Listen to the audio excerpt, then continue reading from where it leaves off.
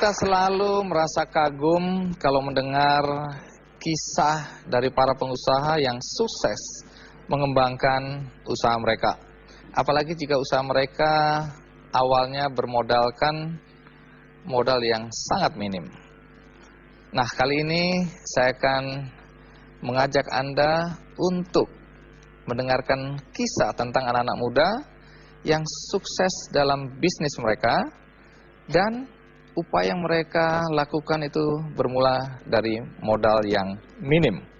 Artinya bukan karena warisan. Salah satu diantaranya adalah Mary Riana. Terima kasih, Mary. Terima kasih, Bapak Ibu.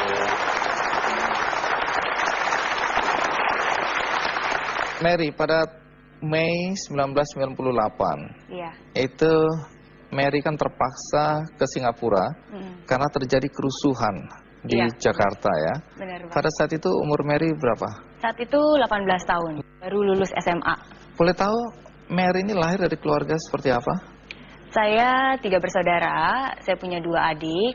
Saya yang terbesar dan kebetulan satu-satunya putri dari keluarga. Ayah saya seorang pengusaha elektronik dan ibu saya ibu rumah tangga. Ya, keluarga yang biasa-biasa aja. Bukan keluarga kaya raya? Bukan keluarga konglomerat, bukan keluarga kaya-kaya. Tapi kenapa kok Mary tanda kutip dilarikan ya ke Singapura waktu itu? Iya, waktu itu emang mendadak sekali karena kan kerusuhan 98, kerusuhan Mei. Dan sebenarnya nggak pernah ada rencana orang tua untuk mengirimkan saya ke luar negeri untuk belajar. Tapi karena keadaan juga untuk keamanan saya, akhirnya saya dikirim ke Singapura. Itu juga susah sekali karena kan biaya juga susah, apalagi dolarnya juga mahal. Jadi perjuangan untuk bisa sampai di sana dan perjuangan hidup saya di sana memang susah, benar-benar susah. Waktu itu ya? Iya. Itu Mary sendirian atau bersama adik-adik? Saya sendiri. Sendirian. Jadi orang tua dan adik-adik tetap tinggal di Jakarta? Tetap tinggal di Jakarta. Nah, bagaimana Mary bisa bertahan di Singapura? Bahkan bukan cuma itu, tetapi bisa mengembangkan bisnisnya. Saya akan tanyakan, tapi kita ikuti dulu kisah tentang Mary berikut ini.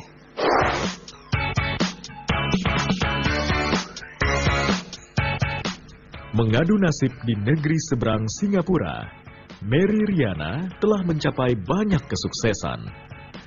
Ia tidak hanya dikenal sebagai pengusaha sukses dan penulis buku, namun juga seorang motivator. Kesuksesannya diraih dengan jatuh bangun, memulai usaha di berbagai bidang bersama dengan suaminya.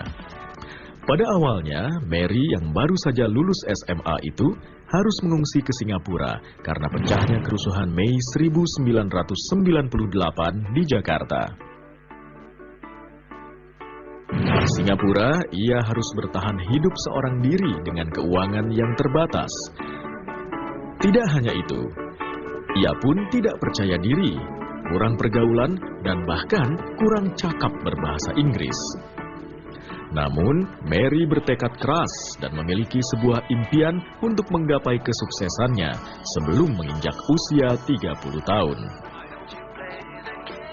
Keinginannya memutuskan mendirikan usaha sendiri di Singapura saat itu sempat ditentang oleh kedua orang tuanya. Namun Mary tetap berkeyakinan bahwa suatu saat akan berhasil. Mungkin satu hal yang mendorong saya untuk menjadi orang sukses waktu di Singapura mungkin ya gara-gara saya merasa ada perasaan di mana jauh dari orang tua, jauh dari negara sendiri, terdampar di negeri orang dan keadaan finansial yang susah, dan karena itu akhirnya memacu saya untuk punya hasrat yang lebih besar lagi dan saya ingin balik lagi ke Indonesia, dan saya ingin begitu balik ke Indonesia ya jadi orang yang sukses. Kini Mary telah berhasil menjalankan perusahaannya yang bergerak di bidang penjualan dan investasi. Di hadapan ribuan orang, Mary menularkan kunci kesuksesannya itu dalam berbagai seminar dan pelatihan.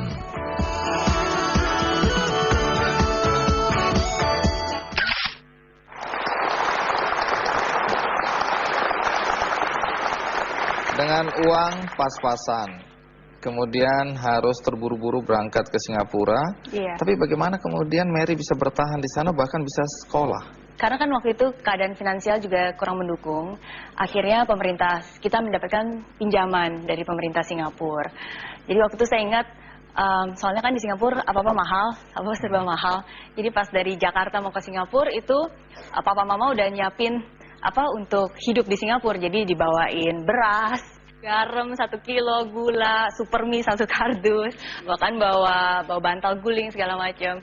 Karena emang di Singapura juga susah. Dan akhirnya begitu saya sampai di Singapura pun ya harus benar-benar ngirit. Jadi dengan uang yang ada itu saya harus bisa bertahan hidup hanya dengan $10 Singapura selama seminggu. Jadi, apa yang Mary lakukan di sana? Wah, itu ada trik-trik khususnya. Salah satunya ya harus ngirit makan, kadang-kadang saya nggak makan. Salah satu yang nggak pernah terlupakan itu biasanya kalau kayak kuliah itu saya bawa bekal. Biasanya bekalnya tuh simple aja, jadi saya roti pakai mentega atau nggak pakai gula pasir atau nggak pakai coklat gitu ya. Ini untuk ngirit ini ya? Itu untuk ngirit. Jadi biasanya kalau udah selesai kuliah kan teman-teman ngajakin, ayo Mer makan gitu ke kantin. Terus jawaban Mary apa? Jawaban saya, ntar dulu deh belum lapar. Padahal gitu. udah lapar banget. Udah lapar banget. Kalau diingat-ingat ya emang perjuangannya emang susah. Tapi kok bisa bayar uang kuliah dari mana?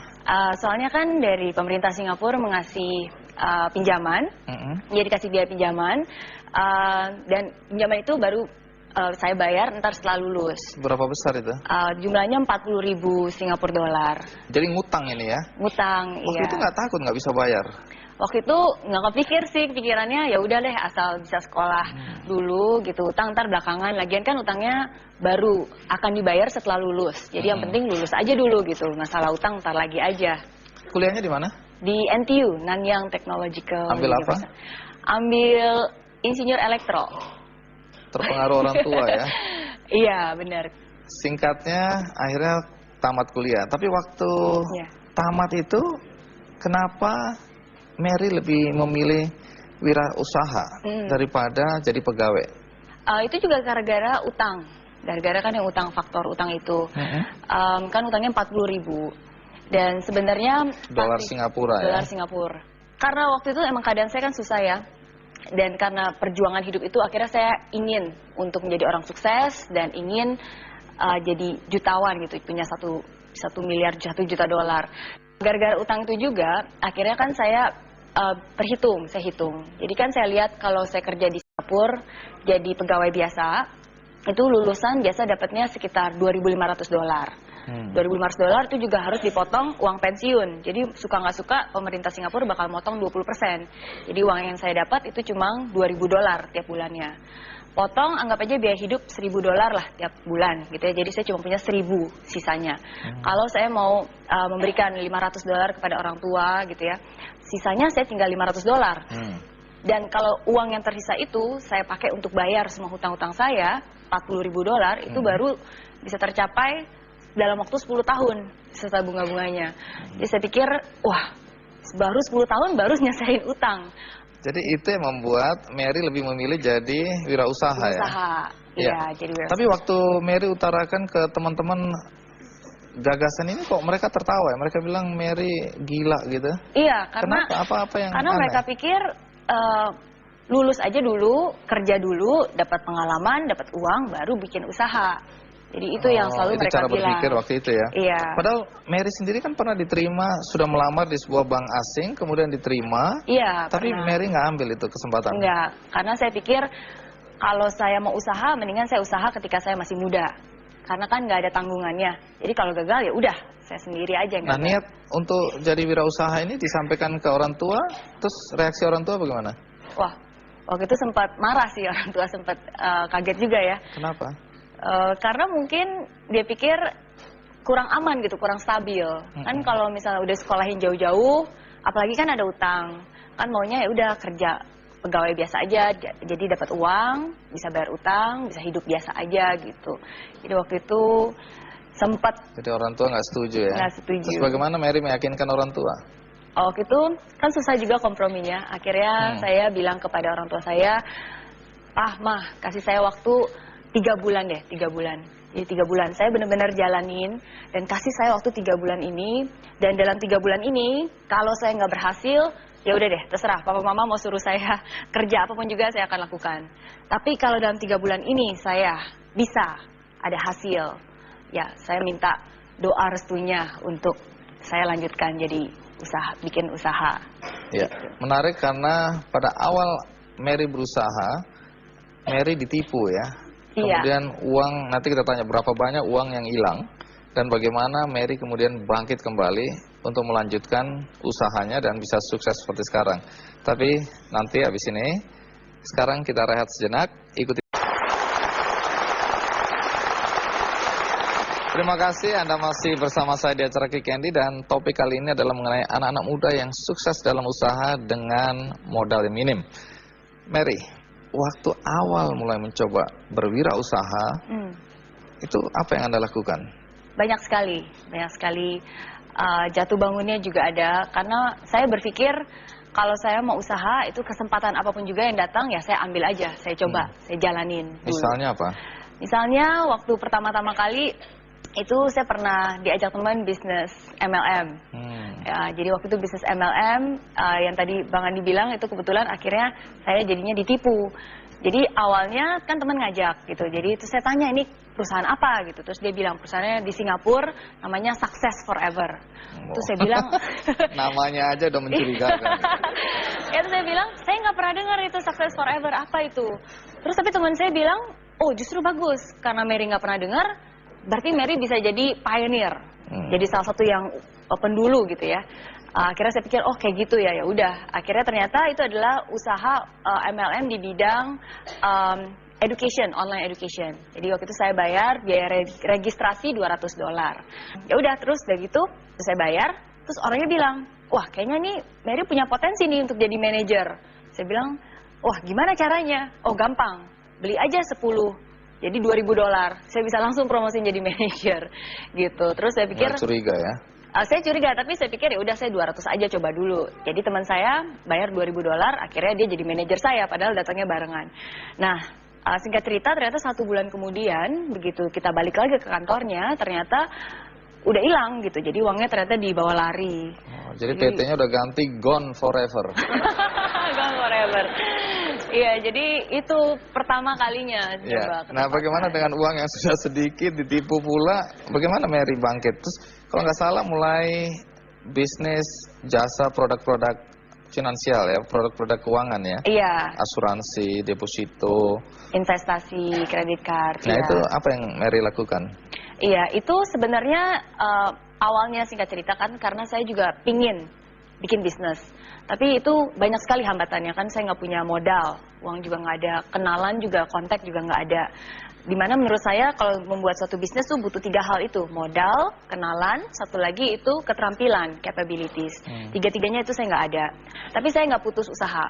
Saya melihat orang-orang sekitar saya dan saya melihat pengusaha-pengusaha sukses dan saya mulai berpikir bahwa untuk jadi seorang pengusaha itu sebenarnya nggak harus selalu buka toko atau bikin produk atau ya misalnya bikin restoran, itu nggak harus. Dan saya melihat sesuatu yang unik bahwa sebenarnya banyak pengusaha yang sukses itu awalnya sebenarnya berdagang. Dan berdagangnya pun ya dagangan orang lain gitu, jadi barangnya orang lain ya dia perjualbelikan. Dan dari situ saya mendapat inspirasi dan akhirnya dari situ saya pikir ya udah karena saya nggak punya modal, nggak punya keterampilan apapun juga, akhirnya ya udah saya dagang aja dulu. Ya, jadinya saya mulai ke bisnis saya yang pertama itu di bidang finance. Saya jualan produk-produk finansial dari tabungan, asuransi, Caranya investasi. Caranya ini juga unik karena kalau di sana, kalau di Singapura, kan biasanya mereka pertama jual di kenalan-kenalan gitu ya. Kenalan. Kan saya nggak punya kenalan. Terus ada yang bilang, ya udah kamu ambil aja buku telepon. Teleponin semuanya. Waktu itu saya juga pernah nyoba. Tapi saya merasa ada kendala. Karena mungkin bahasa Inggrisnya saya juga nggak gitu bagus. Dan saya merasa lambat sekali. Akhirnya saat itu saya berpikir, wah harus berpikir yang berbeda kan ya. Ya udah, akhirnya saya pikir tujuannya saya untuk menelpon itu untuk apa sih? Ya kan untuk bertemu, bikin appointment supaya akhirnya saya bisa presentasi dan akhirnya bisa jualan. Jadi saya pikir daripada saya telepon susah-susah, langsung aja saya datengin. Datang ke mana? Datang kemana kan gitu. Jadi akhirnya saya pikir ya udah langsung aja saya turun ke jalanan. Jadi waktu itu nekat juga sih. Di jalan, di pinggir-pinggir jalan Di gitu? pinggir jalan, jadi saya selalu bawa ini, flip chart itu sama kertas kosong sama modalnya pena aja. Terus? Jadi saya ke bus interchange, jadi kalau tempat bus di Singapura dan juga tempat MRT, stasiun bus di Singapura. Ya udah, jadi orang-orang yang kelihatannya lumayan prospektif, ya udah saya datengin. Terus saya ajak omong, akhirnya saya presentasi dan akhirnya Jadi tiap hari seperti itu? tiap hari. Nah, iya. tapi dengar-dengar target 20 klien per hari itu dapat juga ya? Iya, targetnya itu 20 presentasi per hari. Oh, 20 presentasi. 20 presentasi per hari. Kalau belum mencapai 20 belum pulang? Saya nggak mau pulang, Walaupun udah malam? walaupun sudah malam. Ya, jadi untungnya saat itu juga suami saya mendukung. Jadi kalau misalnya udah malam gitu ya, jadi kan dia selalu menemani saya. Singkatnya, perjuangan Anda juga mencapai hasil yang positif ya? Karena kalau dari catatan saya, Anda bisa mengumpulkan 1,5 miliar rupiah dalam setahun ya dengan pekerjaan itu ya? Iya. Itu karena kegigihan ya? Karena kegigihan. Baik. Yang menarik, pada tahun 2004 Anda mendirikan perusahaan sendiri. Iya. Namanya apa? MRO. Apa sih itu? Mary Riana Organization. Usaha apa ini? Iya, itu juga usaha yang pertama saya, itu tetap di bidang finance. Jadi kalau kronologikalnya kan saya lulus tahun 2002, pertengahan 2002. Terus kan kalau di Singapura itu bagian finance tuh sangat ketat. Jadi saya harus ambil lisensi atau license-nya. Jadi mulai akhir tahun 2002 baru saya mulai. Ya, tapi walaupun saya bilang bisnis, tapi ya cuma saya dan suami saat itu kerja penjualan. Jadi karyawannya 2 orang ya? Iya. Akhirnya ngumpulin modal, berkat Tuhan juga akhirnya saya bisa mendapatkan pendapatan waktu itu 220.000 Singapura dolar di tahun pertama. Dan dari situ saya punya modal, saya punya keterampilan, baru di tahun 2004 akhirnya saya bisa yang namanya bayar uang sewa kantor, terus udah gitu juga merekrut ada orang-orang yang kerja dengan saya. Jadi itu mulai dari tahun 2004 sampai akhirnya sekarang itu tim saya udah ada 50 orang yang full time kerja dengan saya, dan itu juga udah otoran. Jadi udah ada manajemen timnya saya yang emang jalanin, makanya sekarang saya bisa ke Jakarta gitu.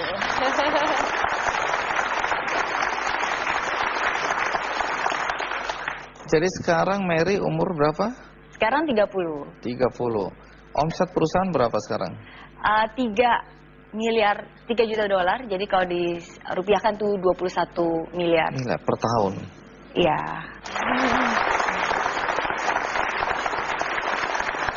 Saya nggak tahu asetnya sekarang berapa ya, tapi kalau dilihat dari perkembangan usaha dalam 4 tahun begitu pesat, dan kemudian Mary sekarang udah punya satu perusahaan yang dikelola juga bersama teman-teman staff 50 orang ya, dengan omset sebesar itu.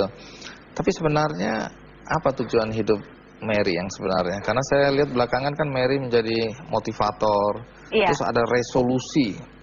Sebelum mencapai usia 40 tahun harus ngapain? Iya, jadi kalau waktu dulu saya umur 20 tahun saya punya resolusi, saya ingin mendapat pendapatan 1 juta dolar. Saya sebelum umur 30. Itu sudah tercapai? Sudah tercapai, puji Tuhan, di umur 26. Jadi baru-baru ini ketika saya umur 30 tahun, pas ulang tahun, saya bikin resolusi lagi. Apa itu? Jadi dalam waktu 10 tahun mendatang, sebelum saya umur 40, saya bukan ingin 1 juta dolar lagi, tapi saya ingin memberi dampak positif terhadap 1 juta orang, terutama di Asia, terlebih-lebih lagi di negara saya sendiri, negara Indonesia. Jadi itu resolusi saya.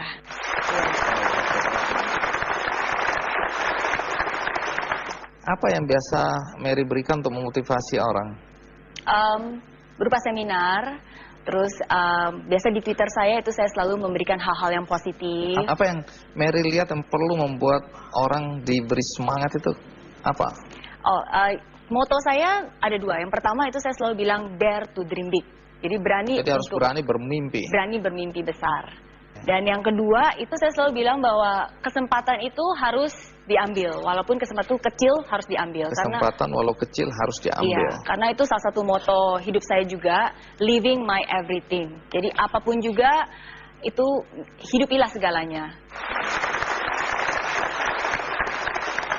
Kalau ada yang tanya, Mary, dalam usia yang semuda ini, sudah bisa sesukses ini, apa sih sebenarnya kunci keberhasilan itu? Kunci keberhasilannya, Iya, tidak takut gagal. tidak takut Dare gagal. to dream big, dan apapun juga, sekecil apapun kesempatan itu, jalanin aja. Baik. Apapun juga tentu dukungan orang tua dan suami penting ya. Penting Karena sekali. itu kita berikan aplaus. Saya minta berdiri orang tua dan suami. Luar biasa. Dan Anda ini sudah menulis buku juga ya. Iya. A Gift from a Friend. Melalui buku ini apa pesan yang ingin disampaikan? Jadi di buku ini saya menceritakan kepada mereka tentang pengalaman hidup saya dan juga cara berpikir saya, mindset saya yang akhirnya sangat berguna dan membantu saya untuk menjadi saya yang seperti Mudah-mudahan sekarang bisa ini. menginspirasi anak-anak muda lainnya ya. Iya. Dan kata pengantarnya Ciputra. Karena buku ini bagus, maka semua yang ada di sini dapat satu-satu.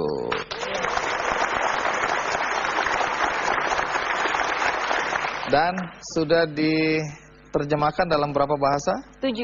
Bahasa apa aja itu? Bahasa Indonesia, Malaysia, Inggris, Mandarin, Vietnam, Myanmar, sama Tagalog.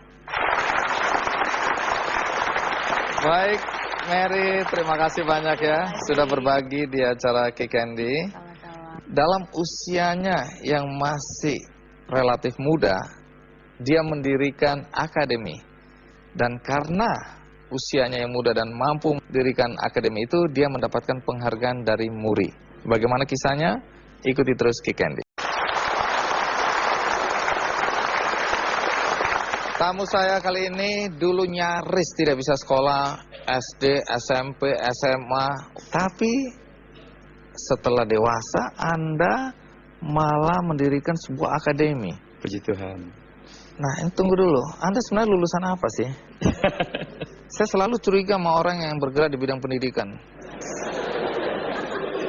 Saya kuliahnya di UGM, makanya saya alumnus UGM, maksudnya alumni tidak lulus gitu. Udah kelihatan sebenarnya.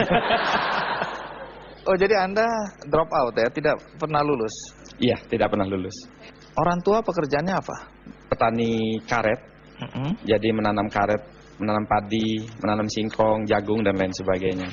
Iya, dengar-dengar orang tua juga kusir delman. Iya, jadi ketika saya dilahirkan, ayah saya adalah seorang kusir delman dan pencari kayu bakar pada saat itu. Tentu menarik ya, kisah anak tukang kebun, kusir delman, yang kemudian sekarang menjadi trainer, motivator, bahkan kemudian mendirikan sebuah akademi. Bagaimana kisah tentang Putu? Ini dia liputannya. Sejak tahun pertama kuliah di Teknik Sipil UGM Yogyakarta pada tahun 1996, Putu Putrayasa sudah mempunyai pikiran bisnis. Mulai dari mengambil keuntungan dari jasa fotokopi materi kuliah hingga membuka usaha laundry. Bahkan bersama rekannya, ia merintis usaha jual beli komputer hingga membentuk sebuah perusahaan. Tidak puas dengan itu, Putu kemudian mendirikan Akademi Manajemen Informatika dan Komputer Amik Akmi. Pria yang mantan siswa teladan dari Sumatera Selatan ini kemudian meraih penghargaan Muri sebagai pendiri perguruan tinggi termuda di usia 26 tahun. Kini, Putu yang tinggal di Sleman, daerah istimewa Yogyakarta ini berencana membangun kota satelit di kampung halamannya Batu Raja, Kabupaten Ogan Komering Ulu, Sumatera Selatan.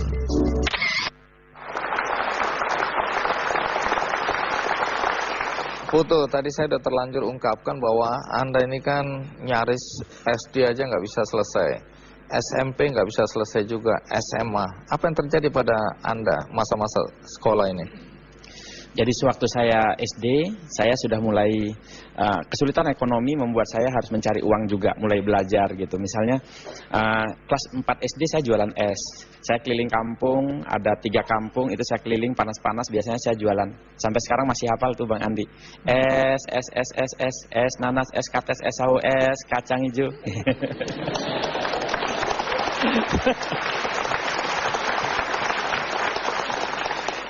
Ketika tamat SD, hampir saya tidak disekolahkan. Jadi ayah saya mengatakan, kamu nggak usah sekolah saja. Presiden masih ada, bupati masih ada, camat masih ada. Ya kan? Di sisi lain orang tua juga nggak mampu dan pada saat itu hampir tidak disekolahkan, akhirnya datang kepala sekolah ke rumah. Beliau mengatakan, Putu disekolahkan saja, kalau nanti ada kesulitan biar saya bantu, katanya begitu. Dan akhirnya saya mendaftar SMP, diantar oleh ayah. Akhirnya mulailah sekolah SMP. Tamat SMP benar-benar tidak sekolah. Jadi karena pertimbangan biaya, akhirnya memilih kursus, waktu itu kursus montir di Lampung. Ya, untuk masuk SMA dari mana uangnya? Uang dari orang tua, tetapi untuk biaya sekolahnya, SPP-nya, BP3, waktu itu ada istilahnya BP3 itu dari sekolah semua. Bahkan saya diberikan beasiswa, maksudnya biaya untuk belajar. Saya ambil bimbingan belajar, karena saya waktu itu mengatakan begini kepada sekolah, saya akan bikin sekolah ini punya reputasi lebih baik ketika saya berada di sekolah ini. Sombong betul. Jadi apa yang Anda lakukan tadi di sekolah tadi? Akhirnya di sekolah itu saya bikin tim cepat tepat. Tim cepat tepat ini adalah tim yang untuk cepat tepat di TPRI. Jadi pada saat itu belum ada dalam sejarah sekolah tersebut ada tim cepat tepatnya. Jadi saya bikin tim cepat tepat sehingga saya dikursuskan diinikan bimbingan belajar, diberikan biaya untuk bimbingan belajar. Tim cepat tepat ini saya ajak latihan 2 sampai 3 kali dalam seminggu. Ya, jadi latihan, akhirnya kami tampil di TPRI sampai 5 kali, bahkan mengalahkan beberapa sekolah favorit pada saat itu. Sekarang saya mau masuk langsung ke saat Anda kuliah ya. Oke. Tadi Anda bilang nggak tamat. Tidak tamat ini karena kemampuan intelektual Anda menurun drastis?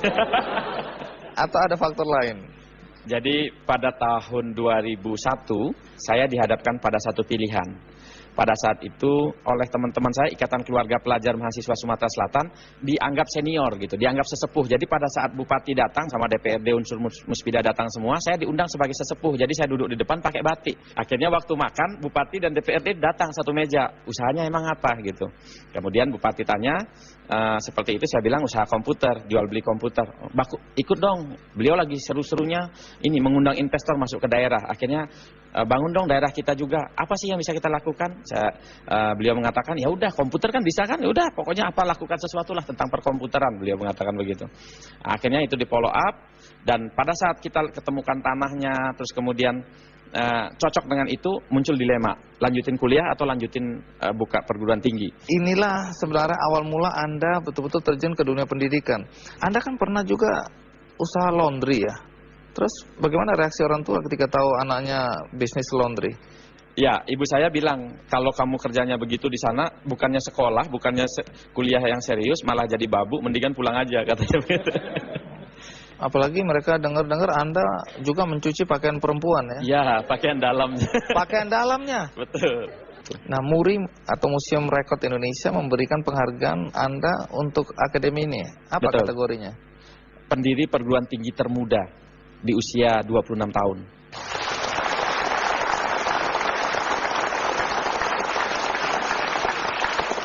Apa keinginan Anda untuk mendirikan akademi ini masih ada hubungan dengan penderitaan Anda ketika sekolah dulu? Persis. Jadi saya mendirikan sekolahan, ide nakalnya adalah ketika sekitar jam 11 siang saya mencangkul untuk bikin kebun cabai waktu itu. Terus saya berpikir, kalau saya saja sudah susah begini, konon nanti zaman globalisasi, zaman persaingan, apalagi anak saya gitu. Jadi pasti anak saya lebih susah lagi daripada saya. Oleh karena itu, maka saya harus berjuang agar anak saya nggak sesusah saya gitu. Jadi cita-citanya, saya ide nakalnya terus kemudian begini. Kalau saya punya sekolahannya, maka anak saya mestinya nggak usah susah sekolah gitu. Bisa gratis ya? Iya, bisa gratis.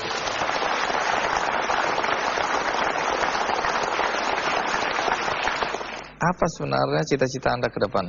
Saya ingin sekali membuat satellite city, jadi kota satelit yang di dalamnya nanti ada beberapa perguruan tinggi, ada komplek perbelanjaan, ada rumah sakit di dalamnya, dan saya ingin sekali ini menjadi komplek tempat pendidikan termodern di Sumatera bagian selatan. Ini mimpi saya, mohon doanya. Kita doakan ya.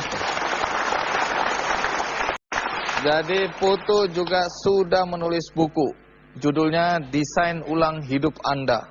Strategi sukses, bahagia dan berkelimpahan dengan holistic power. Jadi apa yang Anda mau sampaikan di sini?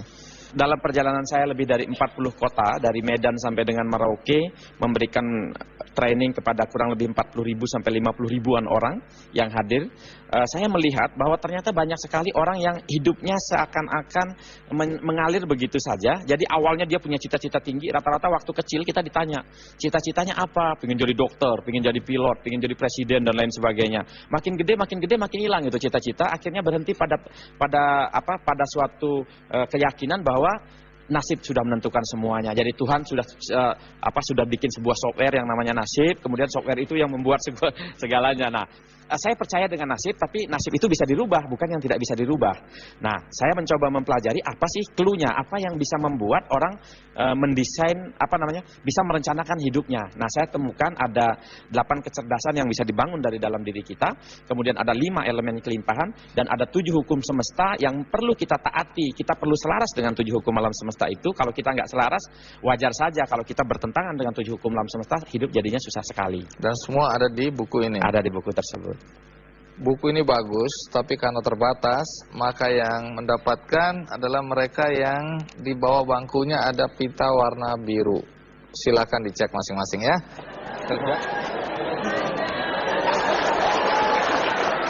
Ada 100 buku yang akan kita bagikan. Baik, terima kasih Putu sudah mau berbagi dengan kami semua yang ada di sini ya. Terima kasih Bang Andi, senang diundang di Metro TV sering-sering.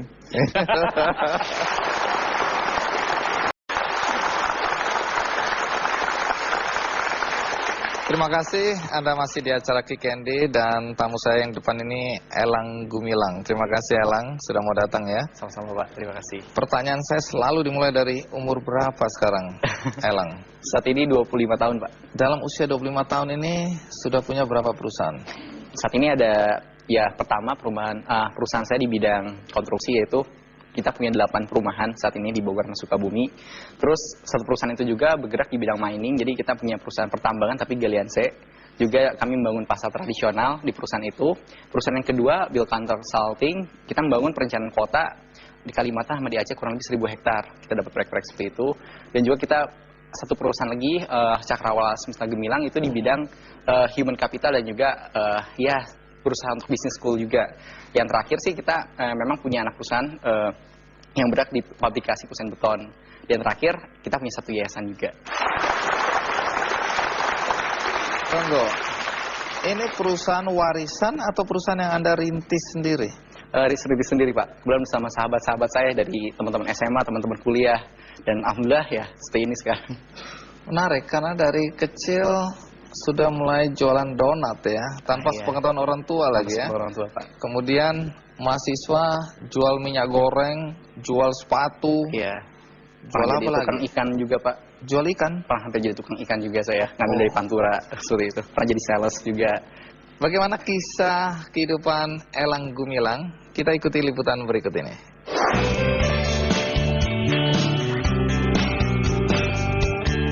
Menginjak usia 25 tahun, Elang Gumilang menapaki tangga kesuksesannya sebagai developer atau pengembang usaha perumahan. Ia juga tercatat sebagai The Most Promising Entrepreneur Asia Pacific Entrepreneurship Award 2010. Jiwa entrepreneurnya sudah terlihat sejak ia duduk di bangku sekolah menengah atas. Ia tak segan-segan mencari peluang penghasilannya sendiri, di antaranya mulai dari berjualan donat, sepatu, hingga pengadaan lampu listrik. Sampai akhirnya, Elang berkecimpung di dunia properti. Ia sempat bekerja sebagai tenaga pemasaran rumahan. Berbekal pengetahuannya di dunia properti ini, ia kemudian mencoba mengikuti berbagai tender perumahan. Dari sinilah, ia mulai mengembangkan bisnisnya secara perlahan, hingga beromzet miliaran rupiah per tahunnya.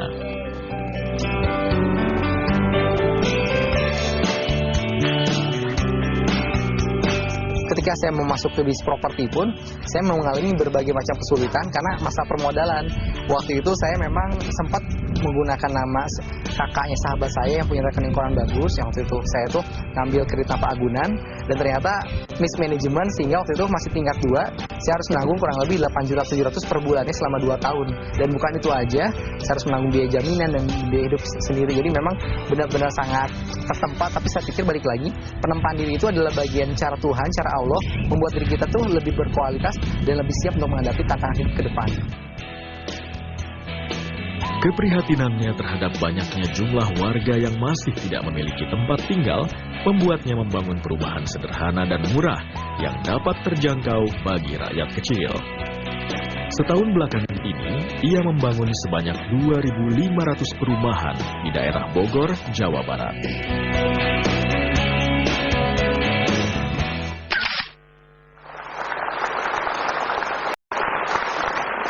Elang, coba cerita. Itu waktu jual donat itu kelas berapa? Jadi kenapa saya menjadi pedagang donat? Karena saya punya cita-cita. Saya ketika pengen nanti pas masuk kuliah, saya pengen menjadi seorang mahasiswa yang berstatus pengusaha. Kenapa saya jualan donat? Karena saya punya target, saya pengen punya modal 10 juta untuk jualan ayam goreng keliling dengan gerobaknya. Nggak malu itu?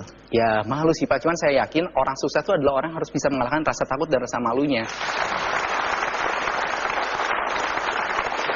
Elang, menarik juga karena waktu kuliah di IPB. IPB Pak.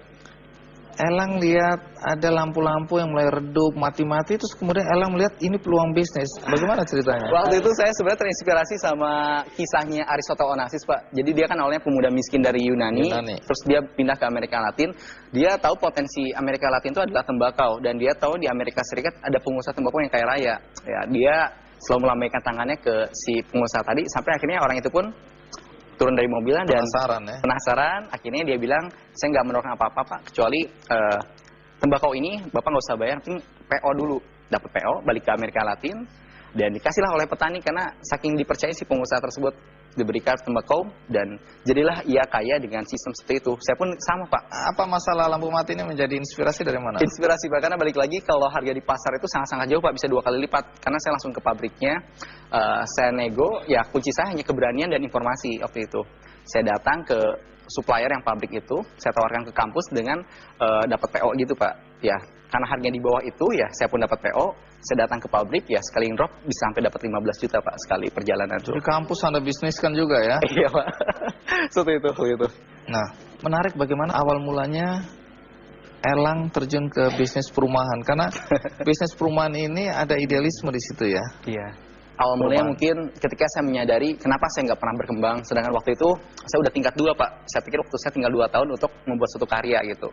Akhirnya ya ternyata saya sadari satu hal, bisa jadi saya kurang bersyukur kepada Allah, bersyukurnya yang sebatas alhamdulillah di mulut aja, bukan pada kenyataannya. Akhirnya ya waktu itu saya banyak mencari inspirasi, dan salah satunya ya Allah tuh menunjukkan saya bisnis lain yaitu properti. Tapi bagaimana mungkin untuk sehari-hari aja pusing biaya kuliah, biaya lain, sedangkan properti kita tahu modalnya aja udah miliaran Pak. Trik saya untuk masuk ke bisnis properti, pertama saya cari tanah, dapat tanah yang memang deket kampus, bisa saya marketingkan, dan itu pun harganya nggak terlalu mahal. Waktu itu kurang lebih 1,6 sih mana Pak, 1,6 M untuk tanahnya aja itu.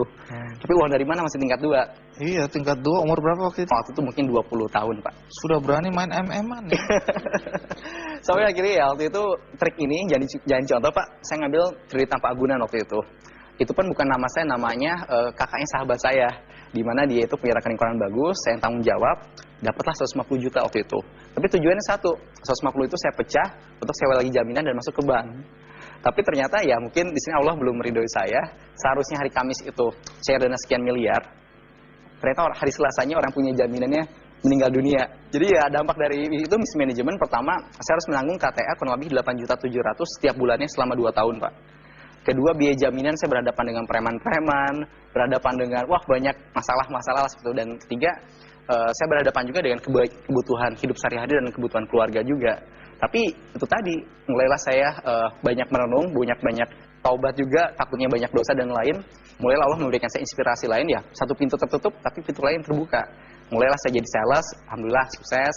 Mulai jadi kontraktor, tender bebas Pak, benar-benar bebas. Alhamdulillah dapat, bisa untuk menutupi KTA. Sampai akhirnya ada sahabat-sahabat saya, 5 orang, dia patungan, ya terkumpullah 340 juta.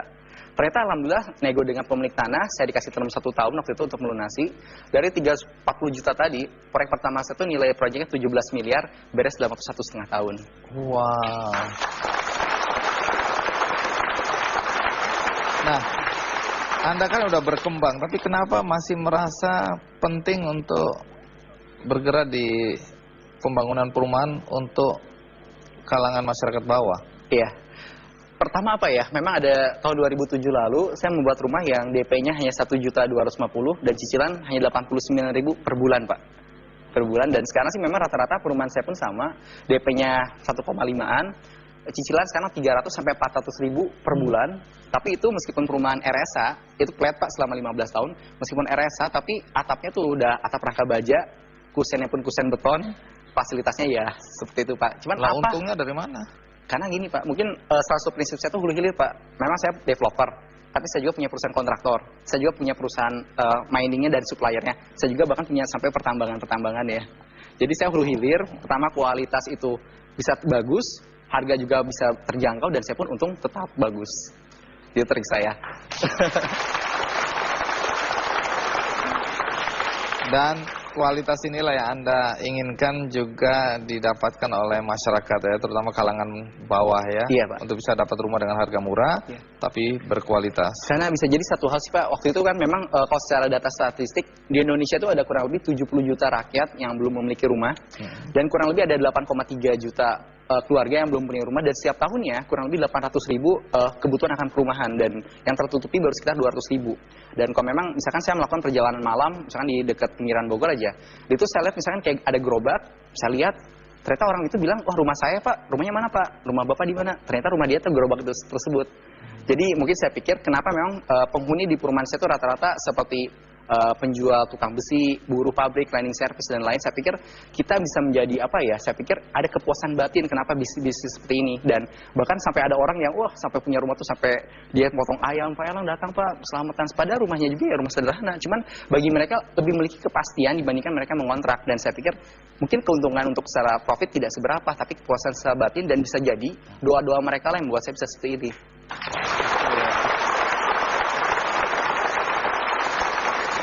Anda pernah mengatakan dalam hidup ini kenalilah 10 orang terkaya dan 10 orang termiskin. Apa makna dari ungkapan ini?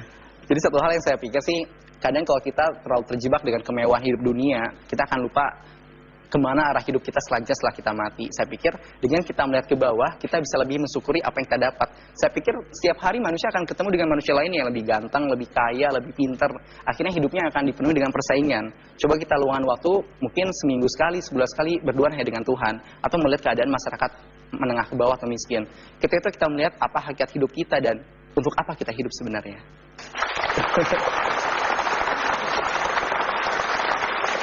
Baik, Elang. Pertanyaan terakhir tetap saya harus tanyakan. Kalau ada anak-anak muda yang menonton acara ini, apa pesan Anda buat mereka? Saya pikir Indonesia sekarang sedang namanya satu punya krisis utama adalah krisis keteladanan. Pertama jelas suatu negara itu akan maju kalau memiliki 0,2% pengusaha, sedangkan Indonesia hanya punya 0,18%. Permasalahan berikutnya, kondisi anak muda kita ya sangat-sangat ya haus dengan namanya keteladanan, dan ada yang pun keteladanan ya, keteladanan yang hanya sebatas hanya untuk materi belaka, bukan keteladanan dalam bagaimana mereka menjadi orang yang lebih bermanfaat dalam hidupnya. Pesan saya apa kepada anak-anak muda? Cara kita untuk membangun bangsa ini, Bu, mohon maaf, bukan dengan cara mungkin dengan retorika, berdemo atau semacamnya. Cara terbaik bisa jadi adalah ketika kita memberikan karya apapun yang diberikan Tuhan pada kita untuk bangsa ini, entah dengan ilmu kita apa, prestasi kita apa, dan berikutnya jadilah kita teladan untuk anak-anak muda Indonesia, karena dengan kita memberikan teladan untuk anak Indonesia, kita menjadi salah satu inspirasi, menjadi orang yang terinspirasi agar Indonesia itu bisa bangkit dan suatu ketika bisa jadi macan Asia kembali. Baik, Elang, terima kasih ya. Sama-sama, Pak. Sekali lagi sudah menceritakan bagaimana kisah sukses ya perjalanan Elang dalam usia yang relatif muda.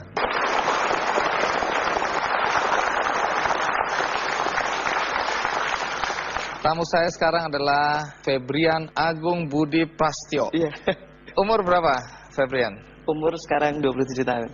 Di sini disebutkan Anda direktur utama sebuah perusahaan, kemudian komisaris di 9 perusahaan. Alhamdulillah. Luar biasa, padahal umur 27 tahun. Iya. Apa saja bidang usaha Anda? Bidang usaha saya pertama kali banget itu kita bisa maju, saya minjem software punya teman. Kemudian software tersebut kita sebarkan seluruh Indonesia, jadilah dia booming, Pak. Software yang pertama kali booming tahun 2005 yaitu software pengisian pulsa dari handphone sendiri. Dari bisnis pulsa telepon inilah kemudian perusahaan Anda berkembang ya. Bagaimana bisnis yang dijalanin oleh Febrian? Ikuti liputannya berikut ini.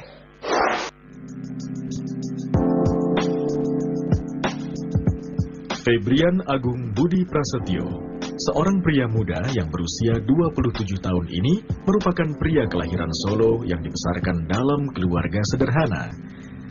Ayahnya dulu merupakan seorang supir angkutan damri di Solo. Sejak kecil, Febrian memegang teguh prinsip yang ditanamkan kedua orang tuanya, yaitu kegigihan dan keyakinan. Dengan prinsip tersebut, telah mengantarkan Febrian untuk merantau dan menempuh pendidikan di Perguruan Tinggi Institut Teknologi Bandung ITB pada tahun 2002 di jurusan Teknik Kimia.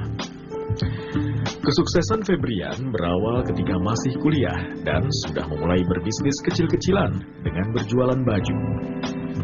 Jatuh bangun sudah terbiasa. Tetapi pada penghujung tahun 2006, Febrian mulai menjajaki bisnis pulsa telepon. Berkat ketekunan dan keuletannya, bisnis pulsanya berkembang pesat, hingga mengantarkan anak supir damri ini menjadi Presiden Direktur PT Duta Future International yang membawahi sekitar 500 karyawan. Hingga 2011 ini, bisnisnya telah meraup omset miliaran hingga triliunan rupiah setiap bulannya. Banyak sekali penghargaan yang diberikan kepada Febrian, antara lain penghargaan pengusaha muda terbaik 2010, sekaligus penghargaan Muri berkat bisnis pulsanya. Walaupun sudah sukses, Febrian memiliki sifat yang ramah, religius, dan rendah hati. Pengusaha muda ini dikenal baik oleh para karyawan dan masyarakat.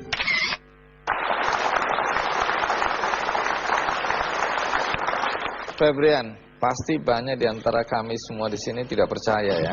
Bisnis pulsa bisa meraup miliaran, kemudian dalam waktu 3 tahun tadi bisa sampai triliun ya. Bisa dijelaskan nggak? Bisnis Anda ini seperti apa sih? Jadi bisnis yang saya jalankan itu adalah menjembatani. Jadi kalau saya baca dari beberapa buku tuh pengusaha sukses itu yang bisa membaca gap antara demand dan supply. Nah kalau kita lihat sekarang semua orang di Indonesia dari tahun ke tahun pertambahan jumlah pengguna handphonenya itu sampai 20-30 juta. Bahkan sekarang tercatat 156 juta pengguna ponsel di Indonesia. Satu orang bisa punya 2 handphone. Nah, kemudian kita ada punya operator besar kan, operator seluler besar. Nah, operator-operator itu kan nggak mungkin jual pulsa langsung ke konsumen kan. Nah, di sini ada gap yang sangat besar, di mana kalau kita bisa masuk di dalamnya, nah itu kita bisa ngambil ya sebagian dari keuntungan di situ. Keuntungannya sebenarnya nggak besar Pak, memang volumenya sangat besar sekali. Kalau teman-teman di sini ingin mencoba bisnis pulsa, jangan ekspektasi nominal besar kemudian profit besar, karena marginnya sangat kecil sekali. Margin kecil tapi yang Anda gerakan tuh volumenya ya? Volumenya betul. Lalu yang Anda jual realnya apa di sini? Jasanya Pak, softwarenya Pak. Jadi orang-orang itu bagaimana bisa jual sekian banyak operator hanya dengan menggunakan satu handphone. Klien Anda sekarang berapa banyak? Kalau account yang terdaftar sebagai agent kita itu sekitar 5 juta agent. 5 juta agent? Iya. Setiap agent punya cabangnya lagi gitu? Itu sudah cabang Pak. Oh sudah cabang? Iya, itu sudah cabang sampai ke bawah-bawahnya. Tapi kalau yang masih aktif melakukan transaksi itu nggak banyak. Paling sekitar 100 ribuan. Gitu. Karena kebanyakan memang agen pulsa itu dia itu nyari sumber yang paling murah gitu kan. Dan satu orang pun biasanya dia bisa memiliki beberapa outlet untuk dia jual pulsa. Agen pulsa kita ini bisa dilakukan dengan 2 jalur. Satu jalur direct selling, jadi dia daftar jadi agen kemudian dia jual pulsa. Kemudian atau dia bikin jalur yang selanjutnya yaitu network marketing. Jadi dia daftar jadi agen kemudian dia ngajak teman-temannya lagi buat jadi agen. Gitu Pak. Ini dari mana Anda terpikir untuk bisnis pulsa? Keadaan Pak. Keadaan apa yang yang terjadi? memaksa. Keadaannya seperti apa? Jadi dari sejak masuk kuliah, saya aslinya Solo, kuliah di Bandung. Terus apa yang Anda lakukan? Jangan pernah malu untuk mencoba, jangan pernah malu untuk kita jualan. Jadi kalau saya lihat banyak pengusaha-pengusaha sukses ya, itu dia dari jualan apapun Pak. Gitu. Dari jualan itu dia kenal dengan banyak orang. Akhirnya dari saya punya network banyak, saya kenal dengan teman dari ITB, dia teknik fisika, tapi jago IT. Dan dia punya satu produk yang saat itu dia pasarkan hanya di Bandung, yaitu ngisi pulsa dari cuma satu handphone. Tapi begitu kita ambil konsep waralaba pribadi atau direct network marketing tadi, ketika ada satu agen dia bisa kita kasih komisi gitu Pak. Ketika dia bisa ngajak teman-temannya buat ikut jual pulsa juga, nah itu di situ mulai ada satu nilai tambah dan faktor kali yang saya dapat di situ. Gitu. Dan itu sekarang udah di seluruh Indonesia jaringan Anda nih. Iya Pak. Bahkan katanya sampai buka cabang di Malaysia, Hong Kong, Betul. dan Arab Saudi. Iya, Arab Saudi. Kita kalau agen di sana, di Arab Saudi itu udah lebih dari 10.000 agen. Karena di sana TKI gitu ya, mereka isi pulsa, kan bingung ngisi pulsanya dari mana gitu kan. Nah, jadi ngisi pulsa dari tempat saya cepat sekali. Cuma hitungan detik itu pulsa udah masuk. Iya, menarik karena dari pulsa ini kemudian Anda mengembangkan bisnis ke macam-macam ya. Iya. Nah, apa saja bisnis yang dilakukan oleh Febrian dan teman-teman? Ikuti terus KKND.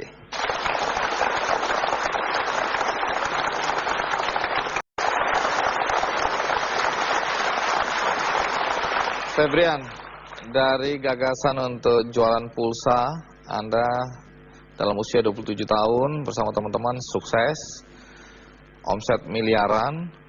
Nah, kemudian dari sini katanya mulai mengembangkan bisnis lagi ya. Bisnis apa aja itu?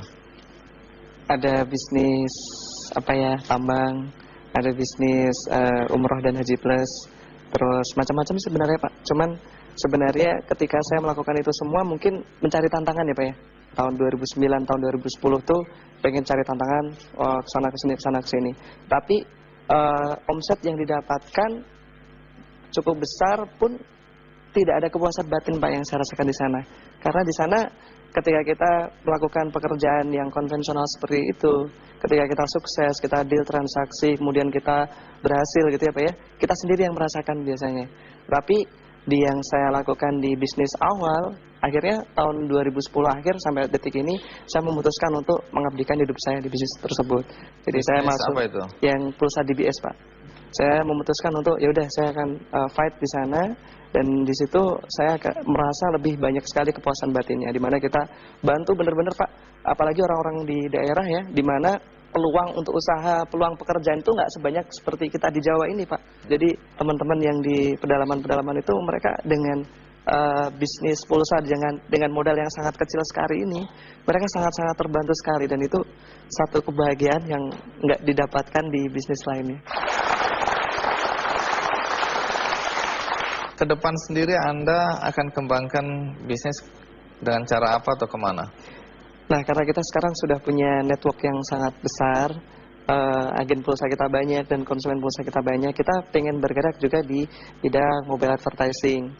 Tuh, jadi kalau kita semua punya handphone, kebanyakan handphone kita kan cuma jadi liabilitas ya, cuma jadi habis-habisin duit kita. Nah, kita menawarkan satu konsep yang sudah berjalan di Jepang, yang sekarang itu omsetnya itu kalau saya dengar kemarin itu sekitar 6 triliun per tahun, yaitu iklan lewat handphone Pak. Jadi sekarang yang sedang kita jalankan, dan mudah-mudahan beberapa bulan ke depan sudah direspon baik oleh agensi-agensi iklan, karena mereka belum percaya gitu. Tidak semua orang, terutama dalam usia muda, bisa sukses dalam berbisnis ya. Lalu apa yang membuat Febrian itu bisa sukses? Kalau saya bilang di sini yang jadi kunci itu adalah dreams Pak. Saya bahkan sempat itu melakukan hal yang lucu, kalau boleh saya sharing nggak? Iya, boleh dong. Boleh ya. Jadi kalau kata beberapa buku yang saya baca, ada Berpikir dan Berjiwa Besar dan lain sebagainya, itu dia dikatakan bahwa saya kalau kita mau achieve sesuatu, kita harus benar bisa meyakini bahkan sampai merasakan. Nah, waktu itu tahun 2006 ya, saya belum punya apa-apa, motor 1 Mio juga nyicil, sampai mencicil. Nah, saya pengen banget ngerasain kalau punya duit 10 miliar tuh rasanya gimana gitu. Di dalam rekening, saat itu saya punya satu tabungan, cuma satu-satunya buku, ya, dan saldonya di situ cuma 300 atau 600 ribu, saya lupa saat itu, kecil Dan sedikit sekali. bermimpi satu hari 10M rasanya gimana Iya. gitu ya. Akhirnya apa yang saya lakukan? Saya tulis di buku tersebut 10.000.000.000. Pakai bolpen, Pak. Padahal kosong itu ya. Akhirnya kalau di teller, wah, diketawain sama tellernya. Ini maksudnya apa ini? Terus? Ya, saya bilang ini adik saya ngerjain saya gitu. Padahal mimpi ya. Iya. Kalau kata orang bilang kan, kekuatan kita di pikiran itu sangat kuat ketika kita dalam alam-alam bawah sadar ya. Ketika kita mau bangun tidur atau kita mau tidur gitu kan. Jadi bangun tidur, saya lihat buku tabungan. Saya punya 10 miliar, yes. Itu memberikan power, Pak. Iya. Itu memberikan power. Itu cocok gitu, karena The Secret mengajarkan hal seperti itu. Apa yang kita inginkan, kita pikirkan, kita ucapkan, kita selalu ingat-ingat terus. Kemudian lanjutan dari The Secret, The Power. Jangan-jangan Anda pembaca buku ini ya? Saya baca bukunya, saya lihat filmnya, saya sampai nangis, Pak. Karena di situ dijelaskan kok mirip sekali yang saya lakukan, Pak. Nah, sekarang pertanyaan terakhir yang selalu saya ingin tanyakan. Apa nasihat Anda pada anak-anak muda dalam konteks berbisnis? Untuk berbisnis seperti yang saya sampaikan tadi, yang paling penting adalah kita mau dulu. Kemudian dari kita mau tersebut, bagaimana kita bisa membuatnya jadi satu dreams yang bulat gitu. Jadi mimpi yang utuh bulat, gitu utuh. ya, yang caranya pas. gimana? Pernah nggak kita semua mencoba untuk menuliskan dream kita? Itu jarang, Pak. Jadi nulis saya umur sekian mau gimana, dan itu saya punya teman yang melakukan itu dan hasilnya luar biasa gitu. Jadi banyak sekali ya ketika kita mau, kadang-kadang kan seperti banyak orang bilang ya, ketika kita pas kecil kita punya dreams banyak sekali, kita punya impian besar, tapi ketika kita banyak tantangan dan sebagainya hilang semua. Nah, supaya nggak lupa, kita tulis. Dan manusia itu makhluk visual, Pak. Kalau kita suruh, Pak, jangan bayangin gajah. Apa yang Bapak bayangkan? Gajah, gitu kan. Manusia itu makhluk visual, jadi kita harus berani memvisualisasikan dream kita dalam bentuk gambar-gambar. Ini yang saya lakukan itu pas saya di kampus ya, ke kampus juga jalan kaki dari rumah. Tapi saya tuh hobi banget ngoleksi foto-foto mobil, BMW, Mercy, Ferrari gitu ya. Saya tempel di binder kuliah saya, sampai teman-teman saya bilang, ini aku akan punya ini. Sakit ini orang. Bahkan ada satu yang lucu nih, Pak. Kalau kata orang itu, ini saya dengar dari trainingnya Pak Tung Desmuaringin, itu kalau kita mau menerjemahkan impian ke alam dan bawah sadar kita, itu kita lakukan afirmasi dengan gerak, namanya incantation. Nah, itu dengan gambar-gambar tersebut, Pak, itu kalau bangun tidur, itu saya muter lagu kenceng, yang lagu tersebut bisa memotivasi saya, sambil saya lihat gambar-gambar impian saya tersebut, sambil saya loncat-loncat, Pak, di dalam kamar kos. Loncat-loncat sambil teriak-teriak, saya pasti sukses, seperti itu. Dan teman-teman saya banyak yang bilang, nih anak gila ini. Jadi faktanya sekarang gimana? Mobil-mobil itu sudah Anda miliki? Sebagian sudah, Pak. Iya. Febrian, terima kasih ya sudah mau tampil di acara Kick Candy ya. Inspiratif sekali, karena banyak hal yang ternyata itu sudah ada di buku ini. Buku ini buku yang luar biasa karena lanjutan dari The Secret. Jadi The Power ini akan jadi milik Anda satu-satu. Wah.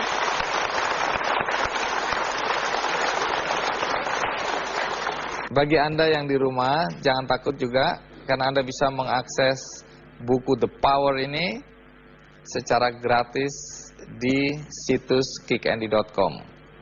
Akhirnya, semoga perbincangan yang saya sampaikan pada kesempatan ini berguna bagi kita semua. Sampai jumpa.